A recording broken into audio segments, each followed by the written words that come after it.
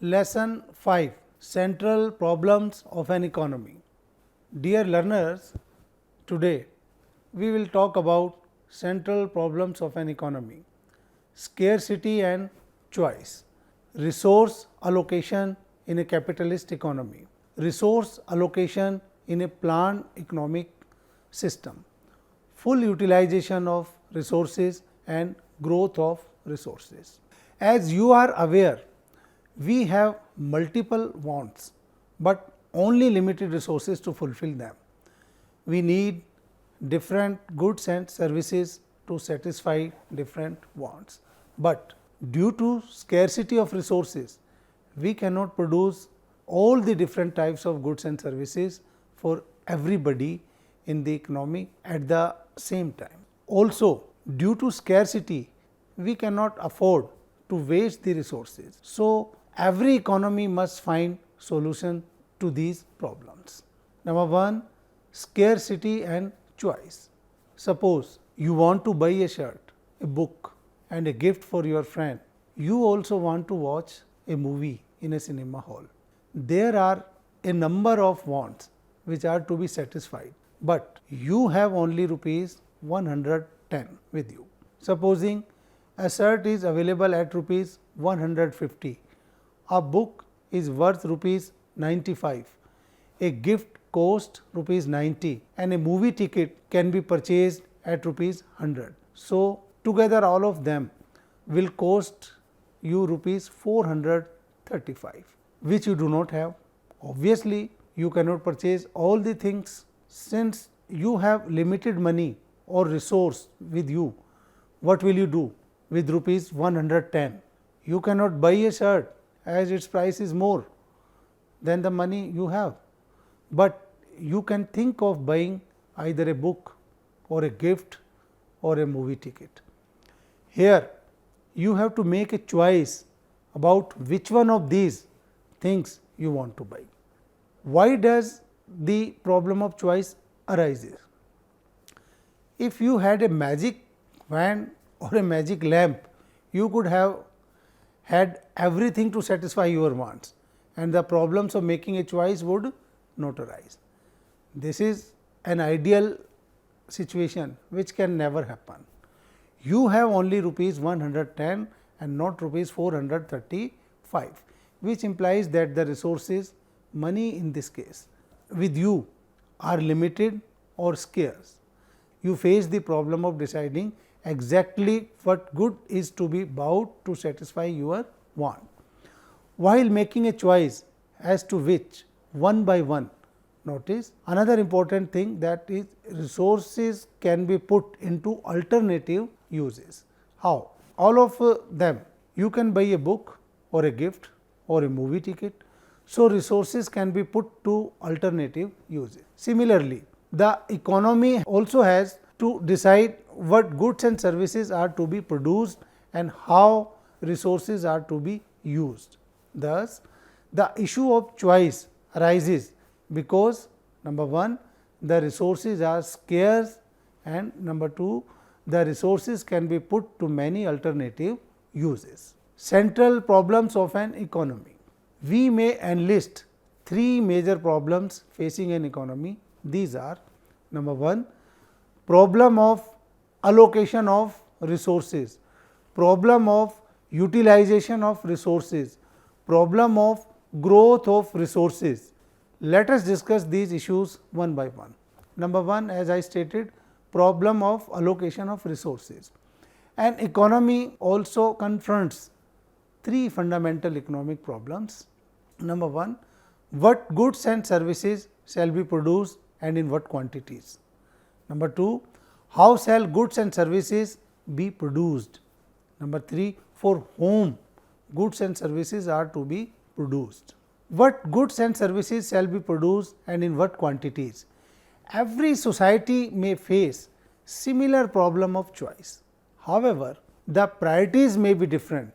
In less developed economies, the choice may be between production of food crops and manufacture of bicycles. In advanced economies, the choice may be between building more shopping malls or producing more cars. How shall goods and services be produced? It is related to the method by which these are to be produced. Once the goods to be produced are decided, there is a problem of how to produce them, what tools are needed, how much land and how many workers are needed. There are many different ways of making things. For example, clothes can be produced by employing more labor and less machines, or more machines and less labor. If goods and services are produced by employing more of labor and less of capital, it is known as labor intensive method of production. If goods and services are produced by employing more of capital, can say machinery, it is called capital intensive method of production. Number 2, for whom goods and services are to be produced, who is to enjoy and get the benefit of the goods and services produced. It is not possible to satisfy everyone's want due to scarcity. So, it must be decided to whose wants are to be satisfied. Should the economy produce more of food crops, or more of computers? Whose needs are to be addressed, or the poorer people or the richer people? Should everybody get equal share of the total goods and services produced, even if some people may need more than others? All these decisions refer to the distribution of income and wealth in the society. Resource allocation in a capitalist economy. Capitalist economy is an economic system in which factors of production are privately owned and goods and services are produced with the objective of earning maximum profit.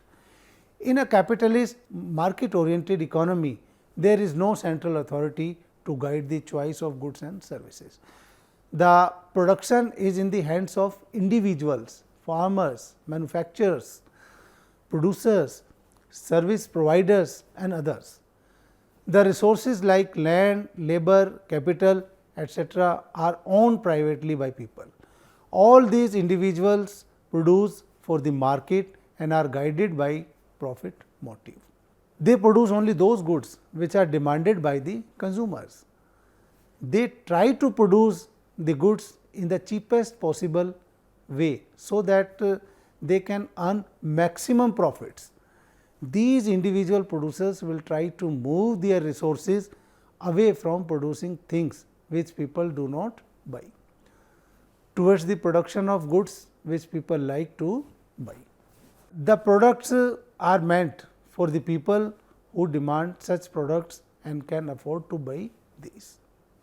Suppose Rajan is a businessman who produces shirts. He realized that a lot of his shirts remain unsold. He also observed that young boys and girls are wearing T-shirts in these days. These young people are willing to spend money nowadays on T-shirts rather than shirts. As Rajan's profit has started falling, he decides to produce T-shirts instead of shirts. As his resources are limited, he diverts his resources to the production of T-shirts to satisfy the demands of the young people. Rajan now can produce the T-shirts by employing 2 sewing machines and all his 10 workers.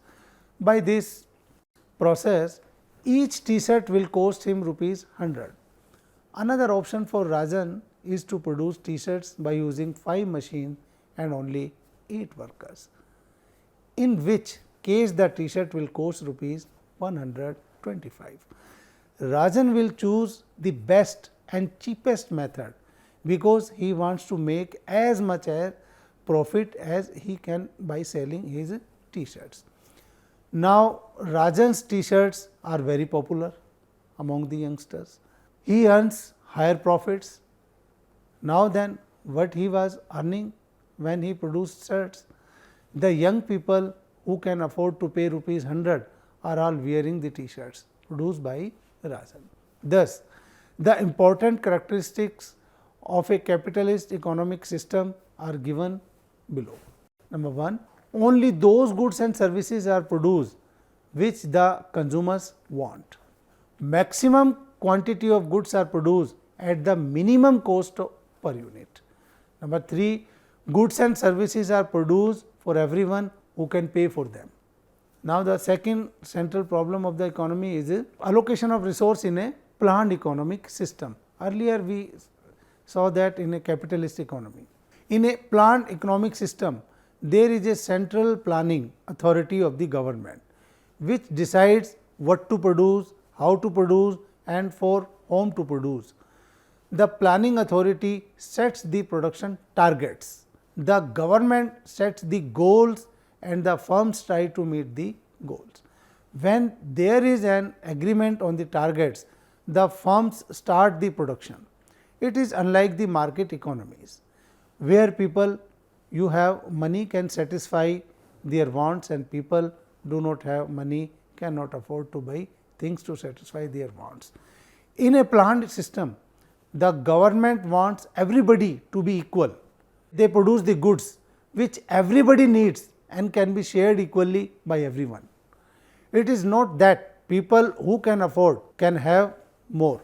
No, at least in case of services like health and education, roads and housing, everyone should get equal opportunity irrespective of their affordability. Thus, in case of planned economies, the government decides to produce the goods and services which it thinks people should have and not what people think they should have. Thus, the government produces goods and services to satisfy the wants of masses. As the government determines the production of various goods and their quantities, it is possible that the government produces more scooters and tractors, whereas the consumers demand car. Regarding how to produce, the central planning authority may not be able to circulate the cost of so many things, and there is a danger that resources are not allocated in an ideal manner. A socialist economy solves the problem of home to produce on the basis of basic needs of people like food, clothing and shelter are sought to be satisfied. Everyone is treated alike and no one gets precedence over the others. It is however said that planned economic system does not allocate the resources in the most ideal manner, as it is not based on the choice and preferences of people. It is based on the decision of government. However, the system is based on the principle of social welfare. Next is resource allocation in a mixed economy. A mixed economic system combines government planning with the free market economy. No economy in the world is totally centrally planned or totally market oriented. Most of the economies today are mixed economies. In the mixed economic system, the choice of goods and services to be produced by the private sector depends on the basis of profit motive. The choice of goods and services to be produced by the government depends on the basis of needs and requirements of the people. It combines the efficiency of production with the justice of distribution. The government owns scarce resources to produce goods and services that they think their country and people need. People and firms in the private sector also own some scarce resources with the aim of making as much money as possible. Thus, mixed economic system attempts to combine the advantages of the market economic system with the advantages of the planned economic system. Second central problem of the economy is full utilization of resources. The other central problem of an economy relates to full utilization of resources, land, labor, capital.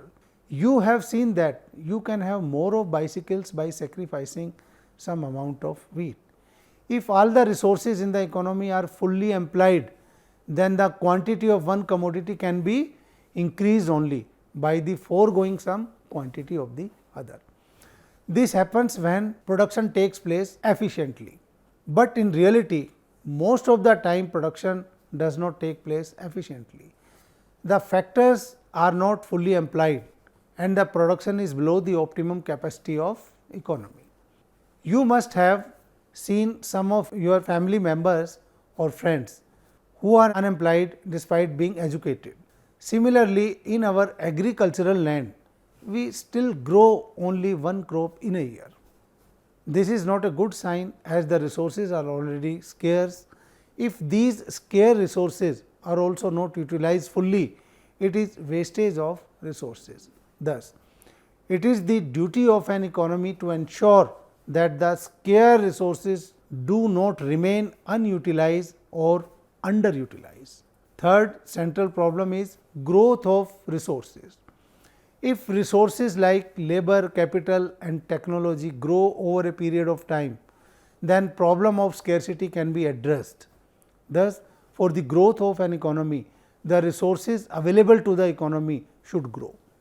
It is only through the effective growth of resources that a society can enjoy at higher standard of living. This is how the countries have developed.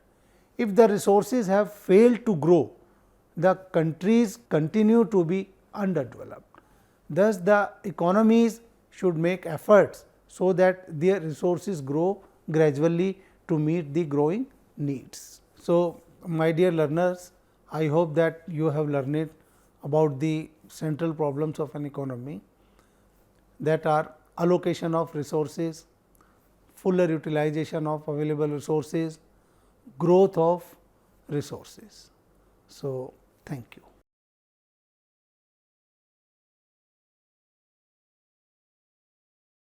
Hindustan के हर कोने में नौजवानों के पास प्रतिभा है, उन्हें अवसर चाहिए। NIOS देता रहा है युवाओं को अवसर आगे बढ़ने का। NIOS से पढ़ने वाले इन युवाओं ने किया है संस्थान को गौरवान्वित। दिव्यांगों ने बन के दिखाया है सबल और आत्मनिर्भर। NIOS के साथ आप भी जुड़िए NIOS के संग।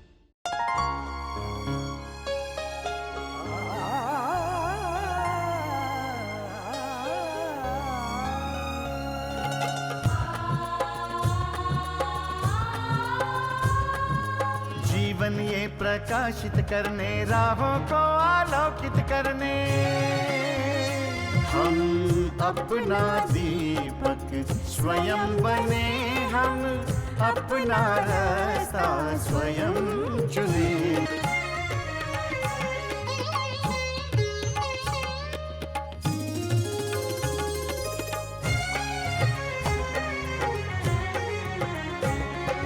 धन साधन समय की सीमा से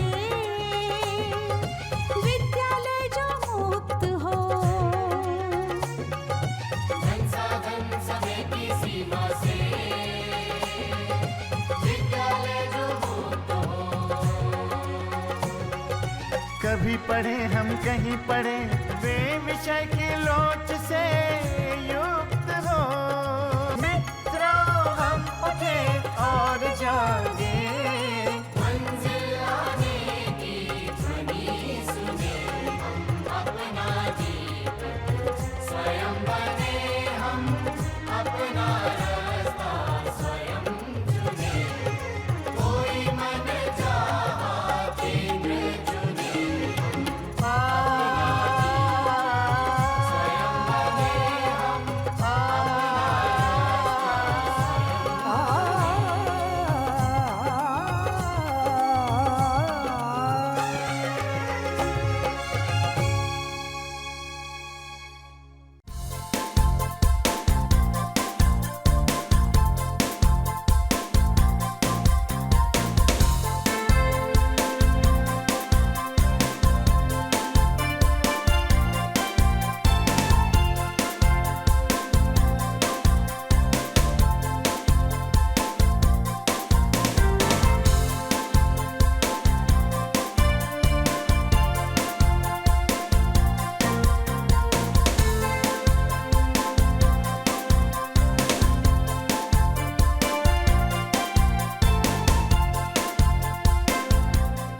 राष्ट्रीय मुक्त विद्यालय शिक्षा संस्थान मानव संसाधन विकास मंत्रालय भारत सरकार का एक स्वायत्त संगठन है। 67वां गणतंत्र दिवस NIOS के लिए विशेष आयोजन का साक्षी रहा। यह आयोजन था एक सामाजिक सद्भावना के संकेत के रूप में। माननीय मानव संसाधन विकास मंत्री श्रीमती स्मृति जुबीन ईरानी ने दिव्यांगों को आमंत्रित किया गणतंत्र दिवस 26 जनवरी 2016 के परेड में सम्मिलित होने के लिए और इसके अवलोकन के लिए। मेरा NIOS से विशेष निवेदन है, 26 जनवरी को NIOS के सौजन्य से ये स्पेशल विद्यार्थी विशेष रूप से दिल्ली आए और गणतंत्र दिवस की परेड में शामिल हों, उस परेड को स्वयं देखें। दिल्ली आएंगे? आना होगा ना सबका?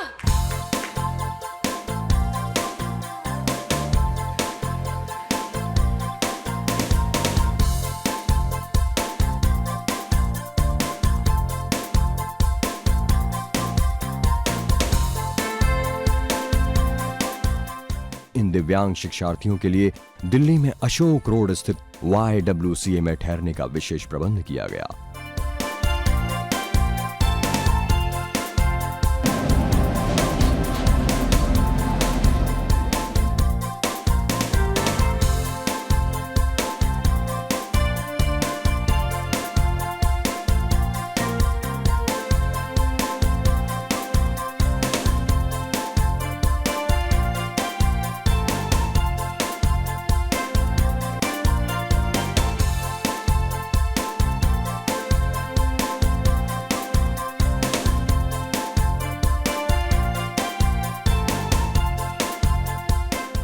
NIOS द्वारा इन दिव्यांग शिक्षार्थियों को राजघाट दिल्ली, NIOS मुख्यालय और आगरा भ्रमण के विशेष प्रबंध भी किए गए।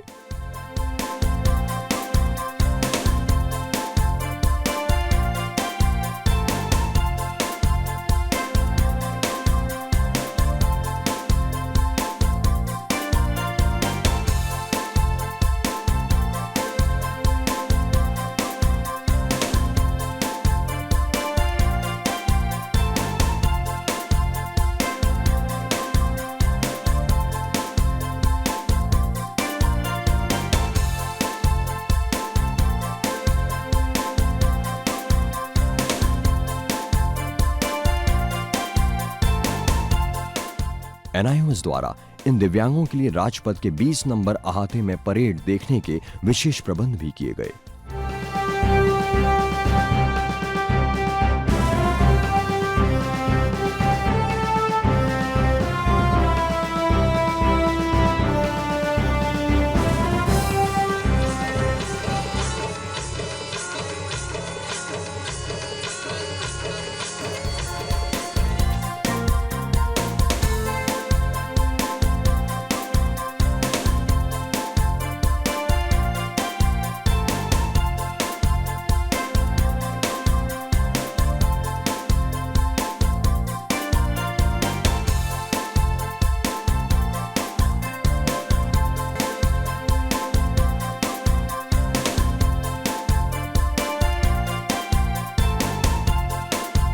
समस्याओं का इलाज शायद सिर्फ हमारे पास। NIOS पढ़ना लिखना सीखो ओ मेहनत करने वालों, पढ़ना लिखना सीखो ओ भूख से मरने वालों। दूर दराज क्षेत्रों से आए इन दिव्यांग शिक्षार्थियों के चेहरों की रौनक और आंखों की चमक से खुशी और सौहार्द साफ सी झलकती दिख रही है। NIOS के थ्रू हम लोगों को ये मौका मिला है कि हम लोग आगरा और दिल्ली की सैर कर सके। इस एक्सपीरियंस से हमारे बच्चे बहुत ही एक्साइटेड और खुश हैं और हमारी पूरी टीम मेंबर, हमारे प्रिंसिपल सर, सभी को ये मौका बहुत अच्छा लगा है और वो लोग सब खुश हैं। अच्छा, एक बात बताइए, हमने किसी ने सुना कि आप मोदी जी से बहुत पास से मिले क्या? पहली बार मोदी ऐसे कर रहे थे? कितने पास थे? दूर थे? पास थे? ये ऐसे हैं? आपको बोला आंखों में देखा क्या? आंखों में देखा क्या? आंखों में देखा। ये इंटरनेशनल टेबल टेनिस खिलाड़ी है। इन्होंने जहाँ गई है वो इंडोनेशिया गई है, जापान से खेल के आई है और इंडिया में कई एक जगह पे खेली है। तो वो अपना सारा एक्सपीरियंस ये साइन लैंग्वेज के द्वारा बताई है कि हम हर जगह पे जा रहे हैं और खेल रहे हैं। मैं बहुत खुश हूँ। तो यहाँ आने के बाद लगता है कुछ और अलग ज़िंदगी मिल गया। हमारे पेरेंट्स भी नहीं सोच सकते थे कि हमको ऐसा कुछ मिलने वाला है यहाँ। इसलिए मैं एनआईओएस की बहुत ज़्यादा शुक्रगुजार हूँ और मैं इनसे हमारी एक रिक्वेस्ट है कि वो हमें और ऊंचा तक ले जाएं और जहाँ तक हमसे होगा मेहनत करना, हम मेहनत करने में से पीछे नहीं हटेंगे। हमें दिल्ली आने में बहुत अच्छा लगा। पाहो लालात ठटुल मोहला चेना निकनो अलग ऐ टुक टुक चे। We saw the Republic Day parade and the fighter planes and Assam and all the jhakias, and it was superb, it was brilliant. Yeah, even Prime Minister we met, we saw him, we shook hands with him. Now the third day, NIOS chairman office we have visited and we've met the chairman. And how do you feel? It was all good, right? Yeah, all of them are very thankful to NIOS for all the support that they do. Thank you. NIOS के लिए ये सौभाग्य की बात है कि इतने सारे बच्चे जो दिव्यांग हैं वो यहाँ आए और इसकी शोभा बढ़ाए। कई बच्चों ने ये कहा कि उनके लिए सौभाग्य का अवसर था, लेकिन मेरा ऐसा मानना है कि एनआईओएस के लिए ये सौभाग्य का अवसर था कि ये बच्चे समय निकाल पाए, इतनी कठिनाइयों के बावजूद यहाँ आए और इतने प्रसन्न हैं कि अपनी संस्था में वो आए हैं। एनआईओएस प्रतिबद्ध है समाज के दिव्यांगों के प्रति गुणवत्ता परक शिक्षा प्रदान करने की दिशा में।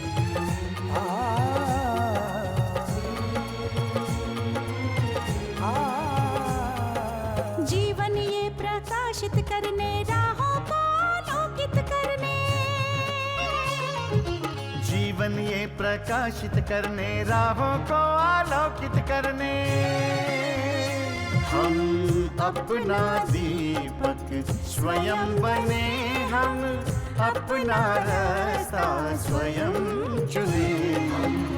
अपना दीपक स्वयं बने, हम अपना रास्ता स्वयं चुने। जीवन ये प्रकाशित करने, राहों को आलोकित करने।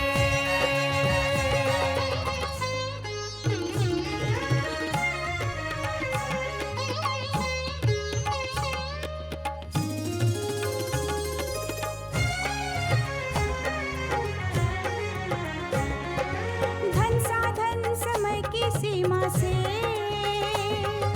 विद्यालय जो मुक्त हो, धन साधन समय की सीमा से विद्यालय जो मुक्त हो। कभी पढ़े हम कहीं पढ़े वे विषय